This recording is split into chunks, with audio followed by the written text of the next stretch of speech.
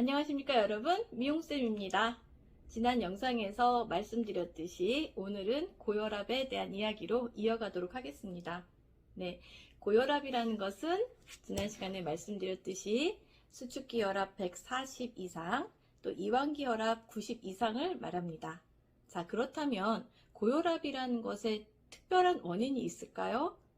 원인을 알 수 없는 본태성 고혈압과 원인을 알 수 있는 2차성 고혈압이라고 말씀드렸습니다. 2차성 고혈압이라는 것은 혈관이 콜레스테롤이라든가 플라그 등으로 막히거나 혈액 안에 당, 지방, 염증 등등이 들어있어서 혈액이 끈적해집니다.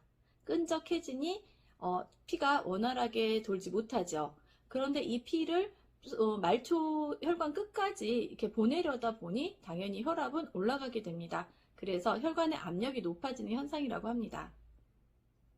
자, 그러면 고혈압 약의 종류에 대해서 좀 한번 알아보겠습니다. 고혈압 약은요, 심장을 무디게 해서 펌프질을 덜하게 만드는 베타 차단제와 또 이뇨제로 소변량을 늘려서 소변을 많이 보게 합니다. 혈액량을 줄여서 혈압을 낮춰주는 역할, 또는 혈관을 순간적으로 확장시킵니다. 혈관 확장제 또는 칼슘 기량제가 들어있다고 합니다. 대표적으로 이런 것들이 있는데요. 이런 약을 복용하다 보니 어떨까요, 여러분? 부작용이 없을 수는 없습니다. 약에 대한 부작용이 심해지게 되는데요. 고혈압 약으로 인해서 부족해지고 흡수가 잘 되지 않는 영양소를 한번 찾아봤는데요. 고혈압 약 하나로 인해서 칼슘, 아연, 인, 마그네슘, 비타민 B1, B2, 비타민 C, 코엔자임 Q10 등등 너무나 많은 영양소들이 결핍되고 있습니다. 그러니 혈압약을 장복하게 되면 이런 영양소들이 흡수도 저해되면서 제 몸에 많이 부족해지겠죠. 그래서 혈압약을 드시지만 이런 영양소를 잘 챙겨서 잘 결핍되지 않도록 충분한 영양소를 드셔야 차후에 문제가 덜 될 것 같습니다.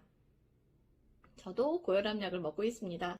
저를 치료해 주시는 선생님께서 저에게 드시고 계시는 혈압약을 가져와 보세요 라고 하셔서 가져갔더니 안 된다는 거죠. 슈그렌 증후군은 몸의 수분이 마르는 현상을 갖고 있습니다.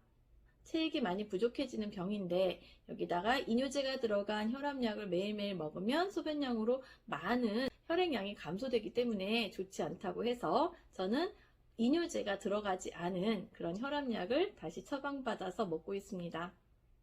가능하면 빠르게 이제 혈압이 잡혀서 약을 먹고 싶지 않긴 한데요.